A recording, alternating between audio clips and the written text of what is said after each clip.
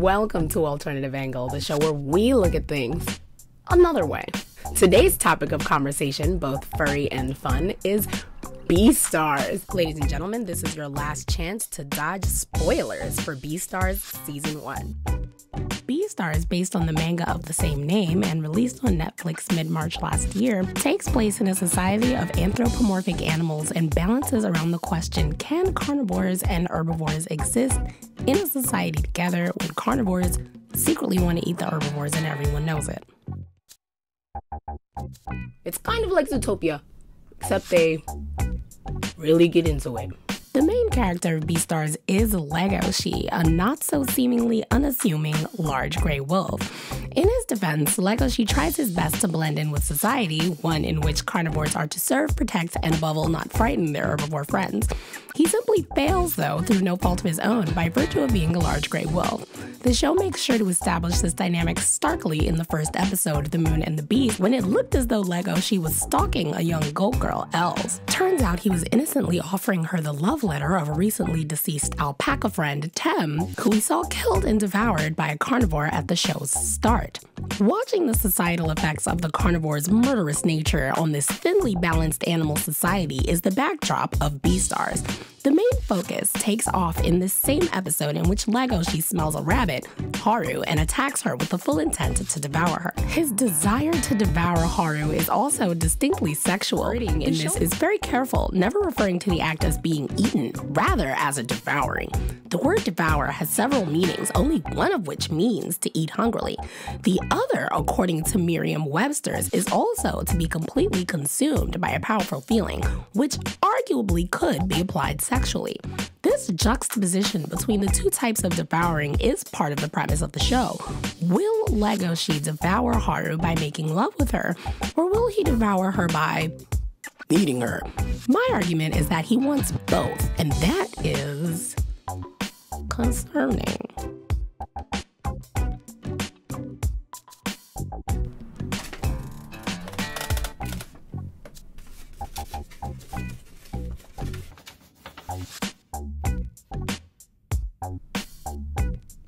It's my first day. Can we talk about this? Haru, aka the bunny who's into it.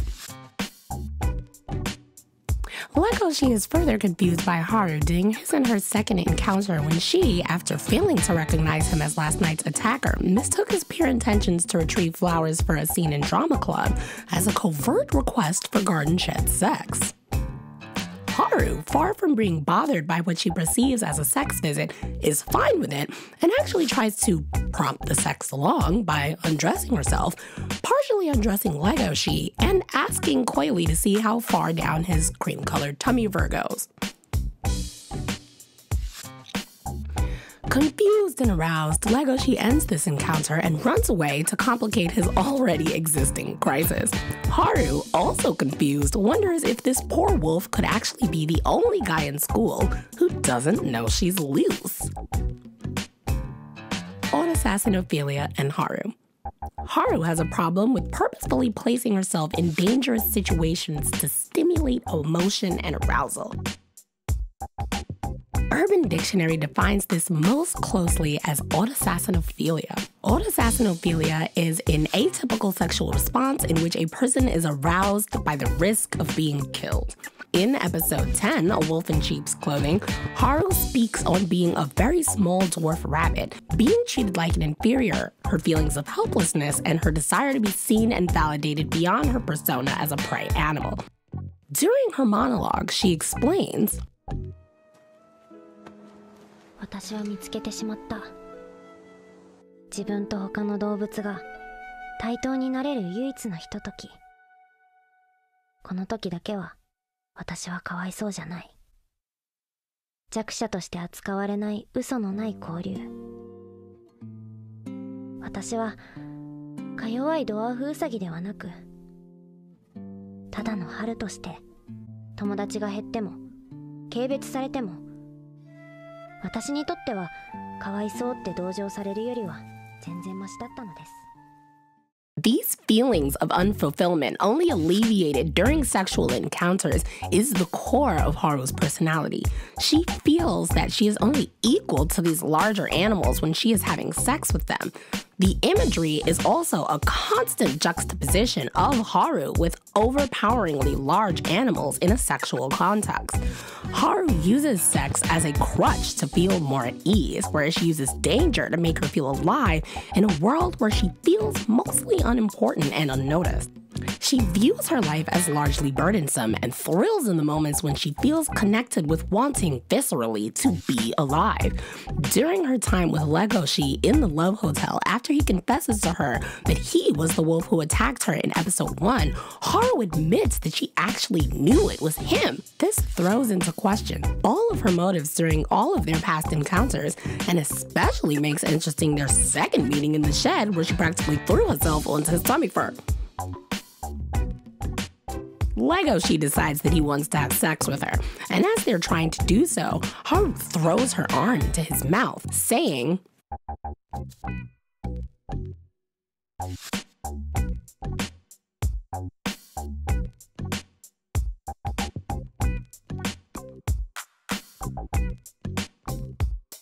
"This is patiently ridiculous."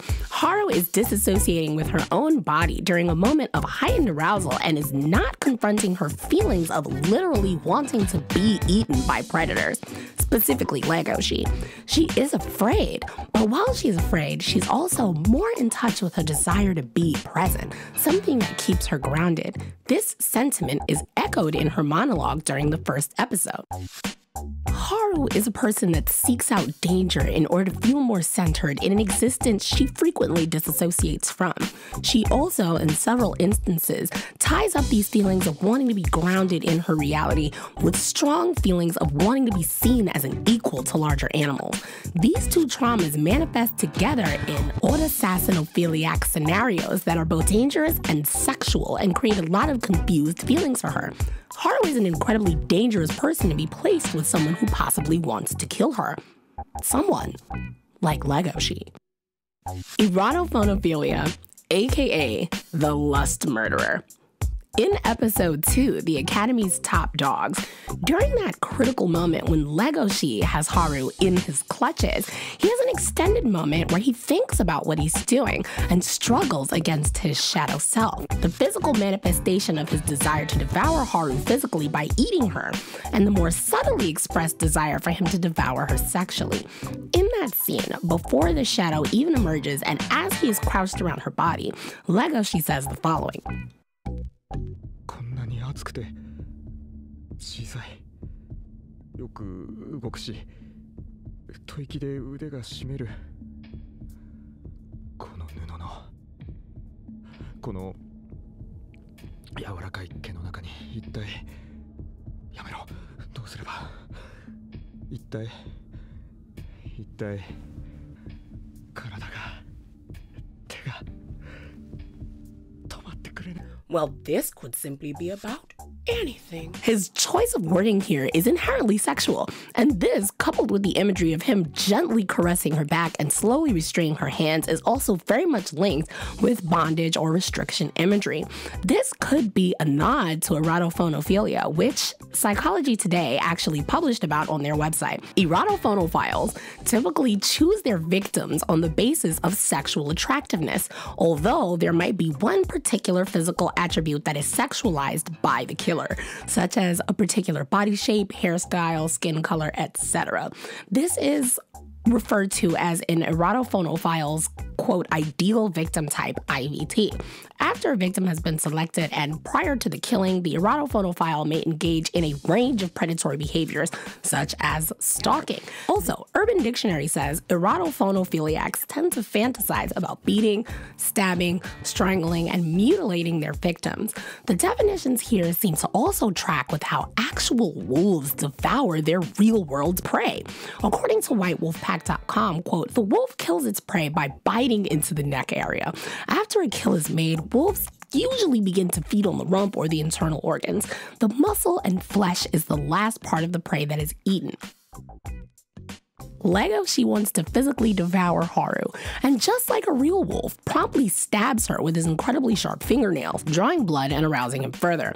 As he prepares to bite her again, this time in the neck for the killing blow, he's interrupted by Zoe because of an emergency situation taking place in the theater Legoshi was supposed to be guarding. How awkward. The two themes of murder and arousal, just like in this scene, are very intermixed within the plot of Beastars and raises some important questions about the nature of sexuality and the nuances of violence within kink culture. Later on in the series, Legoshi ends up in the black market, a secret market selling herbivore meat to carnivorous clientele. He is kidnapped by its resident psychotherapist, a threatening panda named Gohin, who reveals that Legoshi's erratic behavior earlier in the black market was most likely the result of him suffering an emotional breakdown and having recently devoured an herbivore. Legoshi denies these claims as he was interrupted before eating Haru and explains that they are classmates. Gohin marvels at Legoshi's ability to be anywhere near her, and then shows him a wall of tortured carnivores in various stages of bodily mutilation. He explains that when left to their own devices, carnivores in their society don't cope well, and nearly 100% of the time end up eating the object of their fascination and then torturing themselves for it. He specifically says,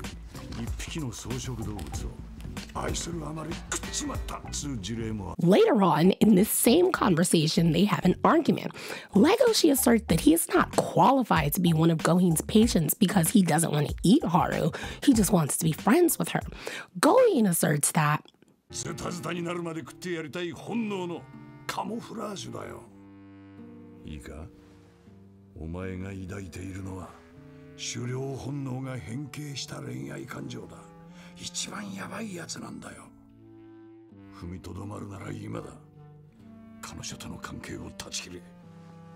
this sentiment from Gohin specifically echoes Legoshi's feelings at the end of the series, where he confesses love to Haru minutes after telling another carnivore that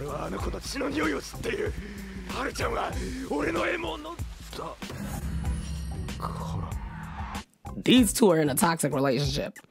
At the end of Beastars, Haru admits that she cannot be without Legoshi and that her desire to be together with him makes absolutely no logical sense. Legoshi agrees, and they both turn a blind eye for now towards their problematic instincts. Legoshi's desire to eat and protect Haru, Haru's problematic desire to be eaten, her craving to be on equal footing with anyone, and her relationship with pity. Beastars engagingly introduces both of these characters and their problematic kinks, throws them together, and boldly asks, could it work? And honestly, so am I. I don't think they'd be able to work it out IRL, but anime logic doesn't always follow common sense, and so there's really no way of knowing where the show plans to take this. And it makes the show incredibly provocative. I can't wait to see what season 2 will be bringing to the table. Season 2 should be hitting Netflix sometime in July. And if you haven't seen season 1 already, I don't know why you watched this. So skip on over there and check it out if you haven't already. If you found yourself seeing things from my angle, don't forget to like and share this video with your friends. Don't forget to high-five the subscribe button. If you like this channel, subscribe to Alternative Angle. There's also more videos there for you to binge, so if you are watching this on To Be Seen, subscribe to Be Seen. You saw me here, didn't you? So far, I'm a one-woman show, and everything associated with this channel I do directly with my own two hands. So if you like this show, consider donating to my Patreon, link in the description. Thanks for watching, everyone. And until next time, stay sharp.